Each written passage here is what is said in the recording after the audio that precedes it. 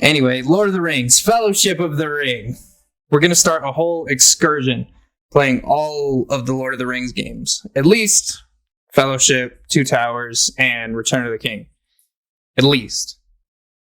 We're not going to do Shadow of Mordor or Shadow of War just because they're so... Just like a drag.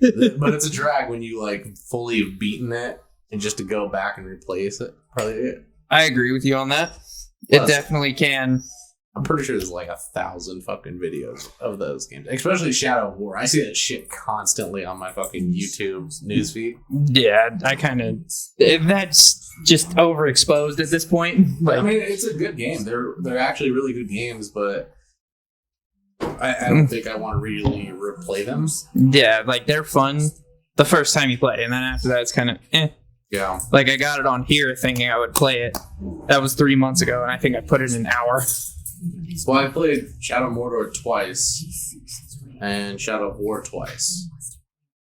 And first time I was kind of just like, eh. Second time though, I delved like really fucking deep into them, and I did like all the fucking side shit you could do. I did all the challenges. You did everything. You 100%ed it. Wow. And let me tell you, I do not want to do it again. Yeah, 100%ing sounds pretty rough, but yeah, whatever. Also, I do love the fact that this was made before the movies ever came out. So it's accurate renditions of how Tolkien said it in the books. Did you know, like the, recently, I don't know if this is like 100% accurate, so like don't take my word for it. I'm just kind of spitballing. I'm saying what I heard, so it's word of mouth. But I heard that before he died, Tolkien changed the backstory for orcs, and they weren't actually corrupted elves. Oh yeah, I forgot that's the thing in the movie. That's what they were going to do to it's just because when Pippin, the movies came out, Tolkien had already died, and his son just kept with his original works. Okay. Which, I mean... I believe it, but I wasn't aware. It's not bad. Like, I'm okay with it. It doesn't, like, affect the story for me. Especially because I've never read the fucking books. Oh, yeah, me neither. So I won't. Neither will I. Not had any disrespect for the books, but like, I'm oh no, fuck that, I'm not reading them shits. Full disrespect to the books because that requires reading, and reading is stupid. Yeah. Well, it's actually because like, it's the same reason why I won't read Harry Potter books. They're just so fucking long. They take forever to get through because they're so long. But whatever. It's also super hard just to keep interested in books. Mm-hmm. I just sit there and I read a few pages. I'm like, fuck, I don't want to do this anymore. That's exactly how I am too. I need visual aid.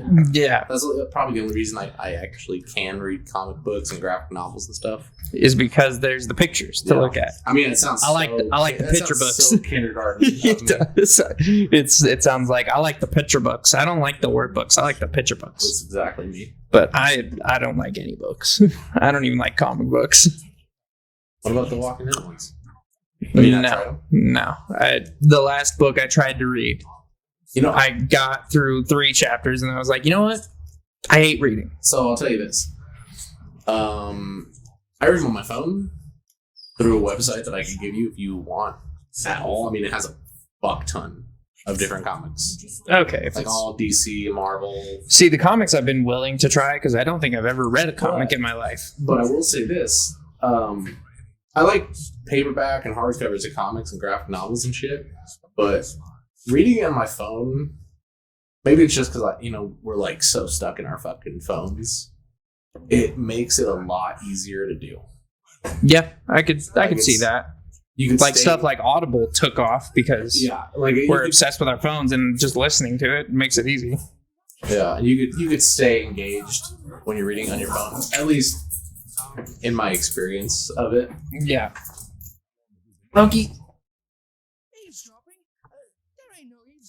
No, I agree with that. It's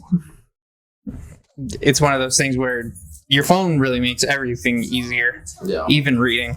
Like I've always wanted to read the Lord of the Rings books, but I know damn well I can't. Yeah. Just because I can't keep. It's too engrossing of a task, and it's just I'll admit it. I don't have the imagination for it. Oh, I don't. Like, I much rather like to see a story play out in front of me than imagine the story. There's certain books where like I can get an imagination with it. But I mean, you would think Lord of the Rings would be one of those books that you definitely could, because as far as I know, it's pretty descriptive. Okay. So like in my head, I'm like, well, if I actually gave it a chance, there's a possibility I would enjoy it. Yeah, there's a good shot of it. But like, I just never have given it a shot. Yeah.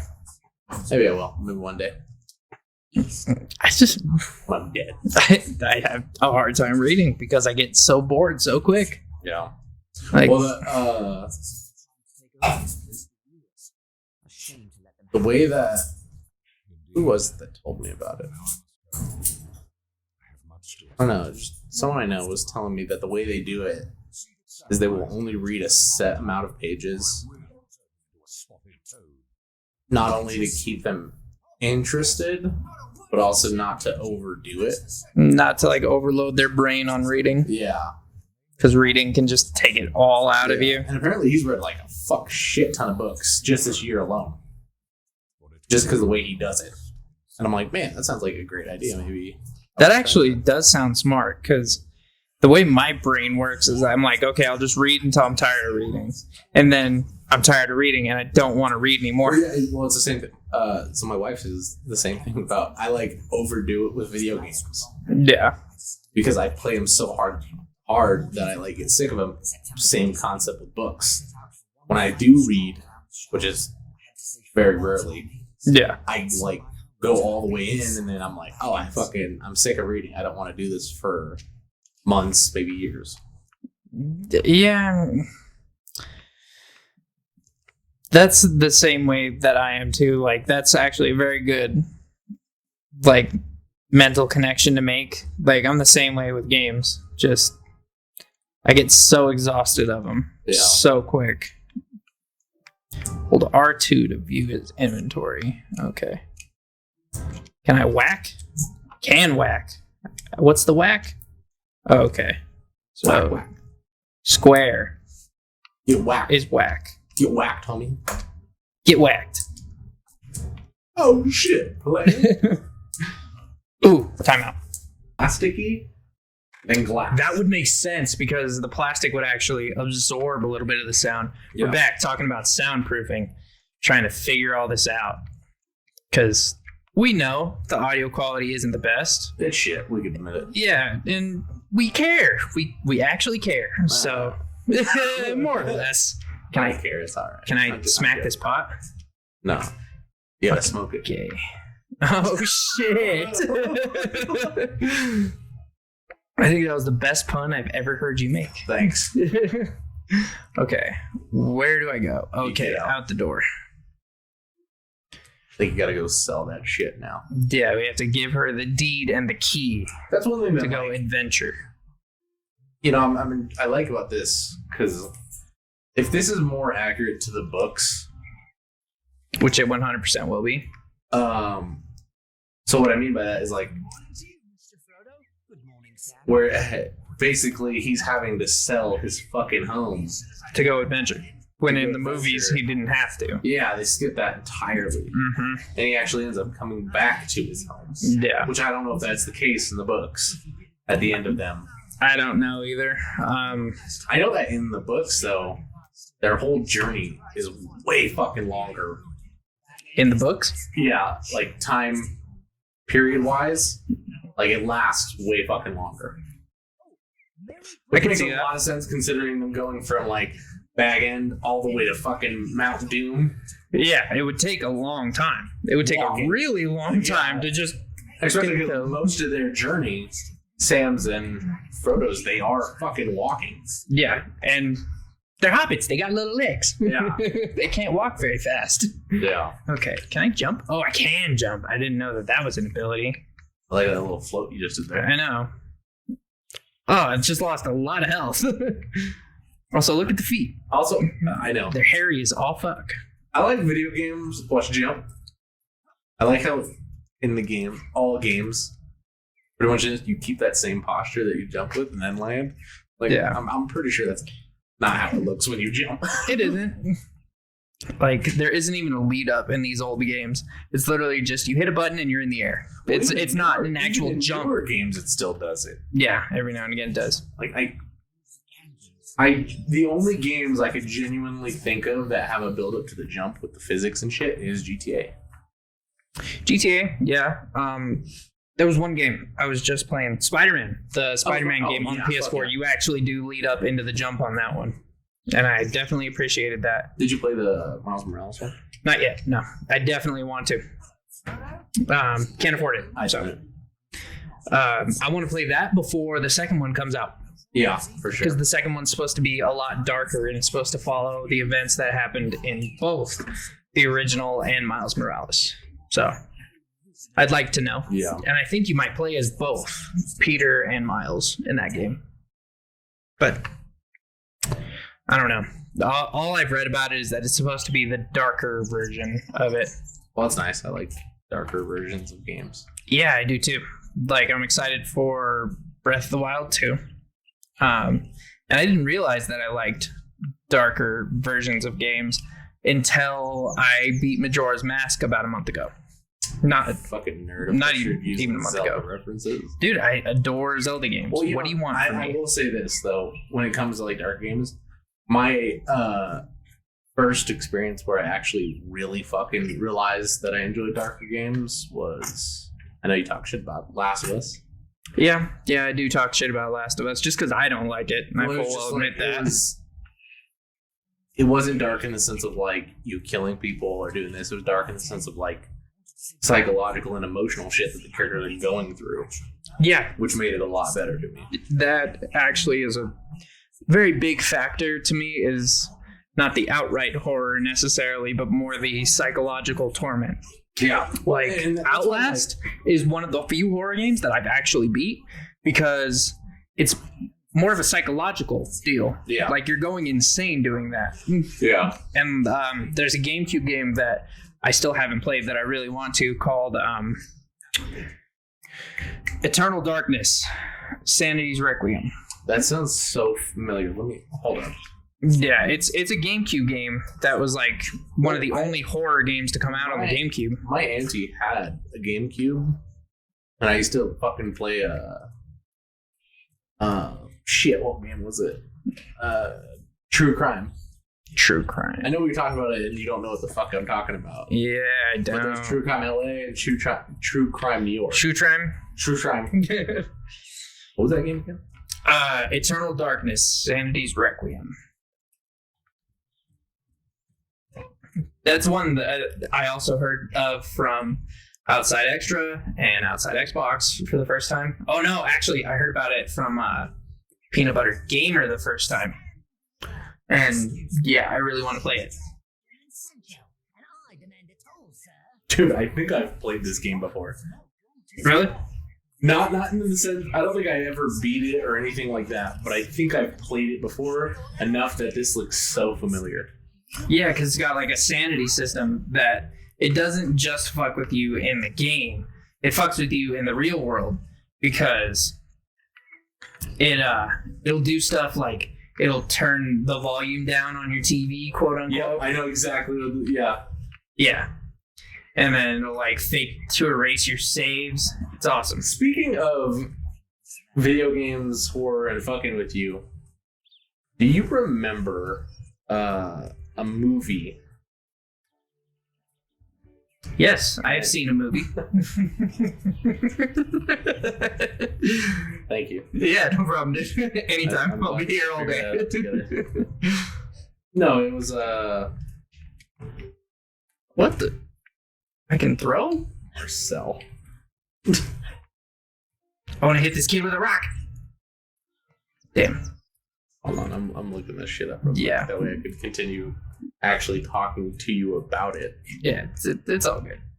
All right, so it's with the guy from Malcolm in the Middle. Frankie Muniz? Yes. Okay. And dude, side note, I feel so bad for that guy. He literally doesn't even remember Malcolm in the Middle. Such early onset Alzheimer's and dementia. It's a movie called Stay Alive. It's a horror movie, and it basically revolves around a video game. So it makes renditions of each of the characters into the game, and the way that they die in the game is how they die in real life. Oh, And so like Ready Player One meets horror. yeah, and I don't know, like, I don't think I'd call it like fucking. I mean, Rotten Tomato rates that shit at 10%. Hold up, is that critics or At 10% on Rotten Tomatoes? yeah? I'd be willing to bet that that's actual people. Okay, no, critics rate it at 10%. Audience rates it at 55%. So it's not great, but it's not good horrible. movie. But I liked that shit when I was younger so much, just because it was like It's intriguing. It's an like, intriguing hey, concept. I play video games. Mhm. Hey, I like horror games. Oh, I play game. I don't want to die like that. Like, I'm good. Thanks, but no thanks. Fuck you. Yeah. Oh shit, there's an aiming mechanic. I didn't even know this. You can huck rocks. Just so you know, you can huck rocks with circle. You know, when I play them in reality, you know I'm gonna have to go through. Yeah, I know. All these controls. I know. All I know is R2 is to open up inventory. Wow. Triangle is to talk. Okay. Hello, Angelica. Oh my god. Indeed.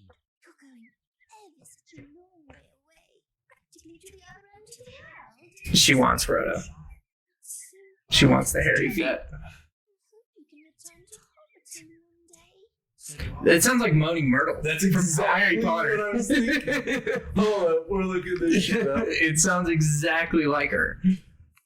Dude, that's why I was like staring at it for a minute. You're like, wait a fucking minute. Oh, I can eat. That's crazy. That would be awesome. I know I said this, but I said it off camera. Or we're not even on camera, off recording. I recently started rewatching all of them. And Never you mind all this. There are wolves in the Shire. there's like certain things in them that I'm like, I don't remember this shit at all. Like when they mentioned that Hagrid got expelled from the school, I was like, how did he get expelled? And that's a whole fucking a whole fucking plot point in the second movie. I'm like, I'm a fucking idiot. I clearly did not pay attention at all. Nice job, bud. Thanks. I've rung the warning bell. Now what's going on? I don't show you with reckless bell ringing. I rang the bell. Lobelia wants you to know there are wolves in the Shire. Huh. Is that There are wolves in the Shire. I reckon no one's seen these wolves. Not even Lobelia. Oh. If any Lobelia. Is a bitch. I'm glad the Shire is well protected. Now, if that's all, I've got a mug to return to in the Green Dragon. Oh shit, Green Dragon, dude. Hell yeah. Okay. I'm gonna say it. Shut up. And we can call that an episode. Yeah, let us know how you like this format that we're going to try. Well, we're going to have fun playing all three of them either way, regardless. Talking the whole time Yeah, about stuff and things. and things and stuff. And that and this. And you can go with this or you can be with that. And yeah, so check it out. Yeah, drop us a like and comment and subscribe. Subscribe. Goodbye. Bye. Fuck Lobelia Baggins.